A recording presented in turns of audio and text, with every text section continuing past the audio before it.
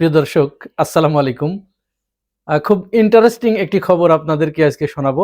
খবরটি শোনার পরে আপনারা হয় খুশিতে নাচবেন অথবা ফিদা হয়ে যাবেন। বর্তমান সরকার জামাত ইসলামের হাতে একটি ললিপপ ধরিয়ে দিচ্ছে।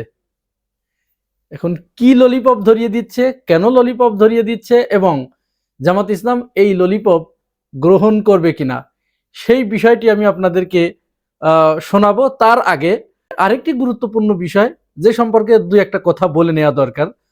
আপনারা জানেন গতকাল এবং আজ এই দুই দিন মিলে বসুন্ধরা গ্রুপের পত্রিকা কালের কণ্ঠ এবং বাংলাদেশ প্রতিদিন, এটা বসুন্ধরা গ্রুপের পত্রিকা।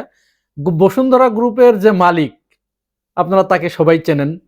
তিনি শেখ হাসিনার আমলে ব্যবসায়ীদের একটা প্রতিনিধি সম্মেলনে শেখ হাসিনার উপস্থিতিতে সেখানে তিনি একটা বক্তব্য দিয়েছিলেন। তিনি শেখ হাসিনাকে আজীবনের জন্য ক্ষমতায় রেখে দেবার জন্য তার মনটা উসখুস করে, উশিবিশি করে, এরকম আর কি আনচান করে। সেই ব্যক্তির প্রতিষ্ঠানের মুখপাত্র কালের কণ্ঠ এবং বাংলাদেশ প্রতিদিন সেখানে 2 দিন ধরে অন্তর্বর্তীকালীন সরকারের প্রধান প্রফেসর ডক্টর ইউনূসকে সম্বোধন করতে গিয়ে বারবার অবৈধ ইউনূস সরকার, অবৈধ সরকার এই বলে তারা নিউজ প্রকাশ করেছে। আমি এখানে দিয়ে দিচ্ছি, আপনারা একটু দেখে নেবেন। অনেক নিউজ এরকম আছে, দুই একটা আমি দিয়ে দিচ্ছি। এখন প্রফেসর ইউনূসকে অবৈধ সরকার বললে কার কি লাভ, এটা একটু বোঝা দরকার না? এটা একটু বোঝা দরকার।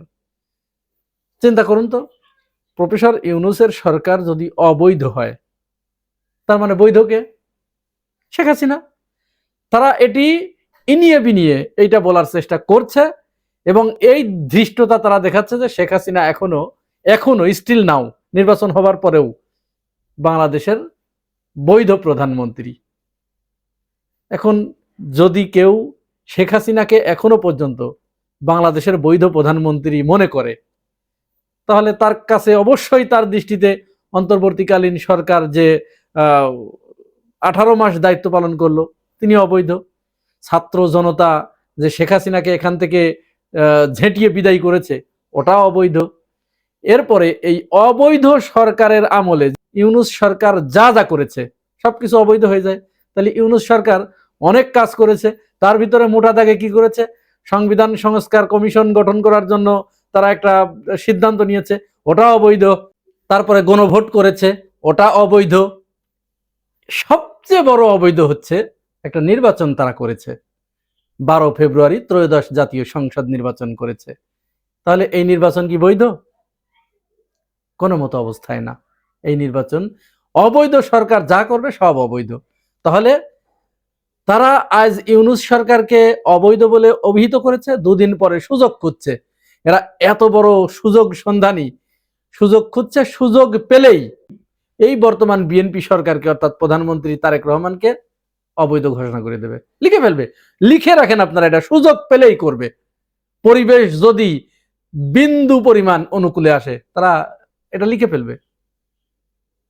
এখন বিএনপির ভাইরা আপনারা কি এই জিনিসটা চিন্তা করতে পারছেন? কোন জায়গায় তারা হাত দিয়েছে এবং কি পরিকল্পনা নিয়ে সামনে আগাচ্ছে? তারা শেখ হাসিনাকেই বাংলাদেশে আবার ফিরিয়ে আনার জন্য গভীর ষড়যন্ত্র শুরু করেছে। এর অন্যতম কারণ হচ্ছে এই পত্রিকাগুলো, এর ফান্ডিংটা কোথা থেকে আসে? এদের ফান্ডিং এর অন্য একটা উৎস আছে, সেইখান থেকে ফান্ডিংটা হয়ে থাকে এবং সেখান থেকে যে ডক্ট্রিনটা দেওয়া হয় ওই অনুযায়ী তারা হেডিংটা করে, শিরোনামটা করে। এবং মজার ব্যাপার হচ্ছে কালের কণ্ঠ, বাংলাদেশ প্রতিদিন এইগুলো নিউজ করে, হেডিং করে কোথা থেকে জানেন? আওয়ামী লীগের ভেরিফাইড ফেসবুক পেজে যে হেডিংটা করা হয় ওইখান থেকে কপি করে এনে এখানে জাস্ট পেস্ট করে দেয়। এটাও দেখাই দিচ্ছি আমি। তাহলে বিএনপির জন্য কত বড় বিপদ সামনে অপেক্ষা করছে আপনারা কি বুঝতে পারছেন? এই পত্রিকাগুলোর জন্য আমরা বিএনপির মহাসচিবকে কত মায়া কান্না করতে দেখেছি, কত মায়া কান্না তারা করেছে। আর এই যে যারা আজ ইউনূসকে অবৈধ বলছে এদের আর বলার কিছু নাই, শুধু মোটা দাগে একটা কথাই বলবো, এরা তো পা চাটা। এই চাটার দলগুলো ইউনূস সরকারের আমলে যে কি স্বাধীনতা ভোগ করেছে, যদি মানুষ হতো তাহলে এটি তারা স্বীকার করত। আমরা সংবাদপত্রের এবং মত প্রকাশের স্বাধীনতা বলতে যতটুকু বুঝেছি এই ইউনূস সরকারের এই 18 মাসেই কিন্তু বুঝেছি, অথচ তারা এইভাবে ফোনা তুলে আছে। যাই হোক, এখন বিএনপি কি করবে, বিএনপির ব্যাপার, বিএনপি এটাকে কিভাবে ডিল করবে সেটা তারা করুক।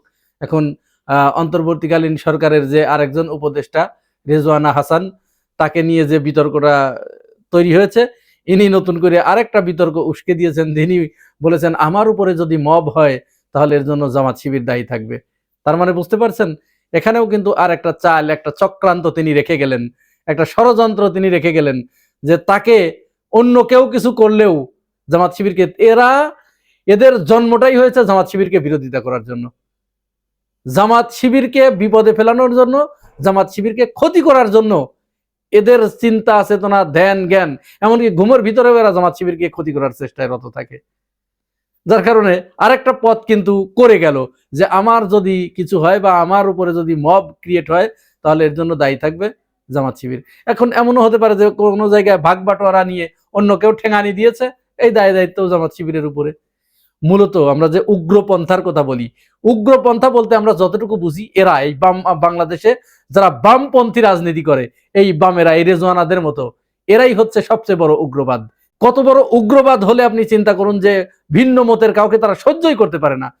আরে ভাই, জামাত ইসলাম হাজার খারাপ, তাদের দোষের কোনো অভাব নাই, কিন্তু জামাত ইসলাম তার ভিন্ন মতের লোককে এইভাবে কোনোদিন ক্ষমতা থেকে ছিটকে ফেলে দিয়েছে, লাথি মেরে ফেলে দিয়েছে? কিন্তু এরা সেই কাজটি করেছে।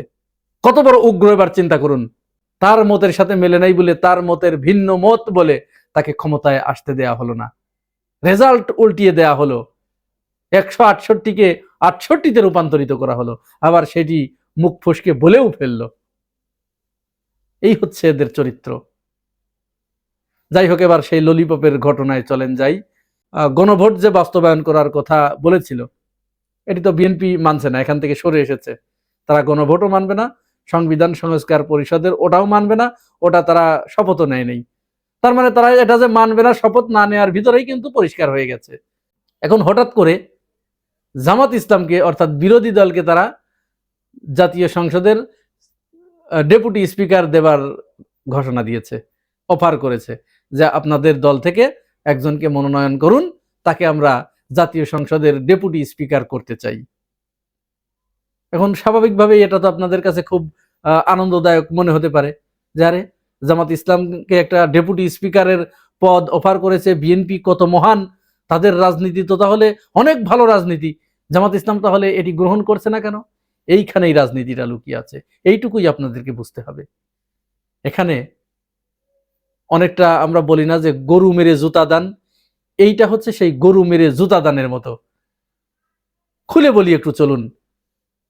সংবিধান সংস্কার পরিষদের যে কাঠামো এবং সংবিধান যে সংস্কার করতে হবে, এই সংস্কারের ভিতরেই কিন্তু একটা জায়গায় বলা হয়েছে, যে কয়েকটা শর্তের উপরে গণভোট হয়েছে, তার ভিতরে অন্যতম একটা হচ্ছে 2 জন স্পিকার থাকবে জাতীয় সংসদে, একজন প্রধান স্পিকার আর একজন হচ্ছে ডেপুটি স্পিকার। এই ডেপুটি স্পিকার পদটা থাকবে অবশ্যই বিরোধী দল থেকে।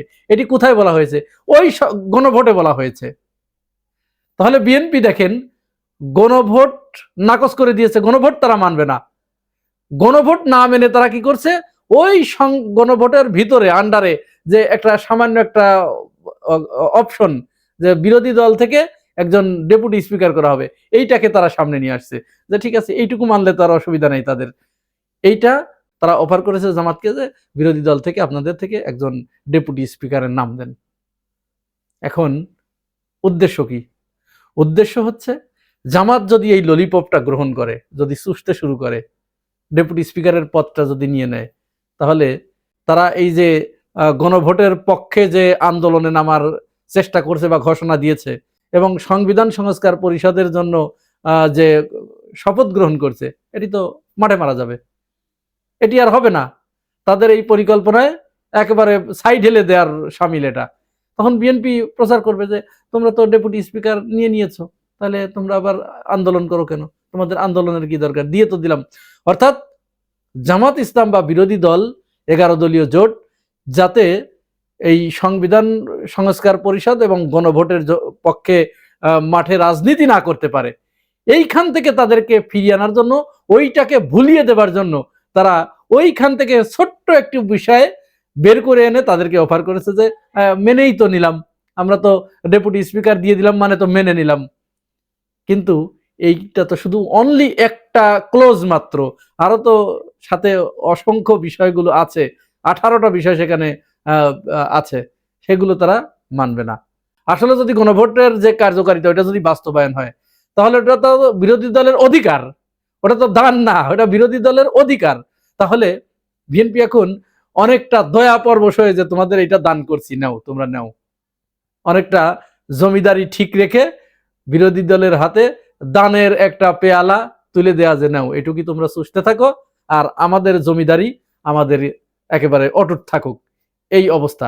এখন জামাত ইসলাম এই ললিপপ চুষবে কিনা সেটা দেখার জন্য আমাদেরকে অপেক্ষা করতে হবে।